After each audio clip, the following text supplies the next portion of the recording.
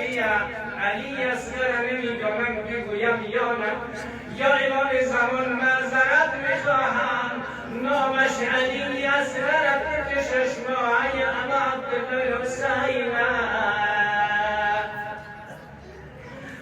زدیوم شر باید از رخی زهرا چسان دویم که از احوال دویم در تزلزل افشانا شد. الله فاش میگویم بود اسمش علی اصغر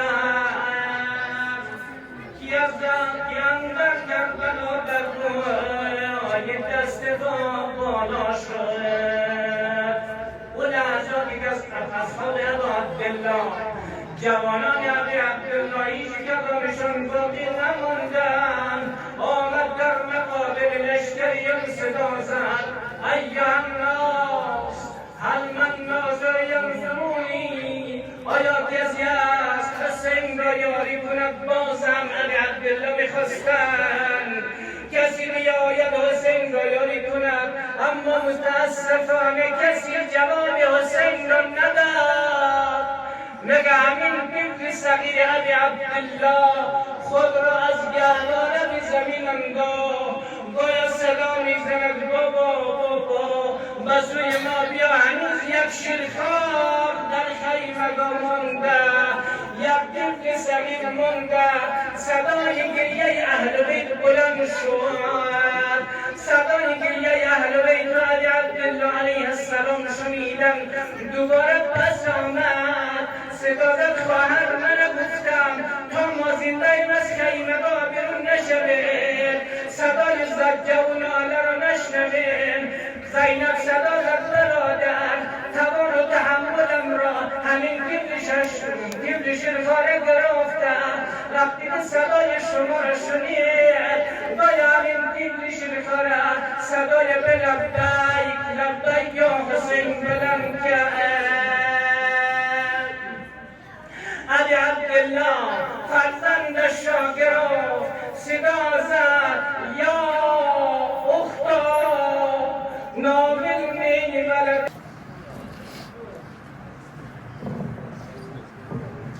بر محمد اهل بیت پاک محمد صلوات. اللهم صل علی محمد. حلقوم پاره پاره خالص تا این گهواره، حلقوم پاره پاره خالص تا این گهواره، حلقوم پاره پاره خالص تا این گهواره. شش ماه از من طفل بخونتر من رفته تو از بر من، خالص تو این گهواره، خالص تو این گهواره، حلقوم پاره پاره خالص تو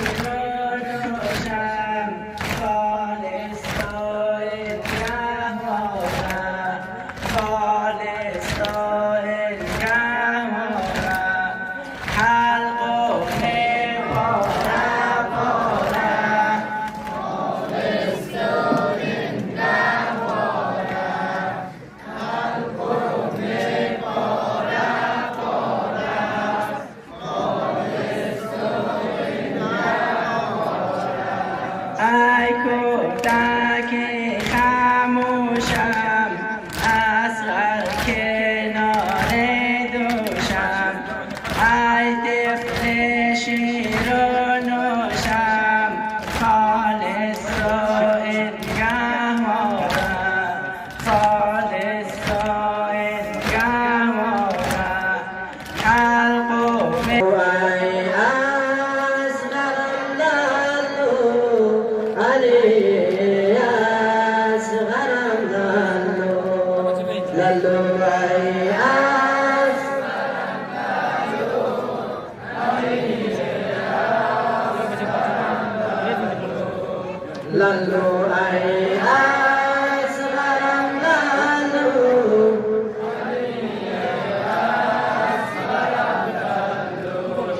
عزیزم از چی بی‌تابی چرا مادر نمیخوابی عزیزم از چی بی‌تابی چرا مادر نمیخوابی گمانم تشنه یابی لالو ای از درم لالو لالو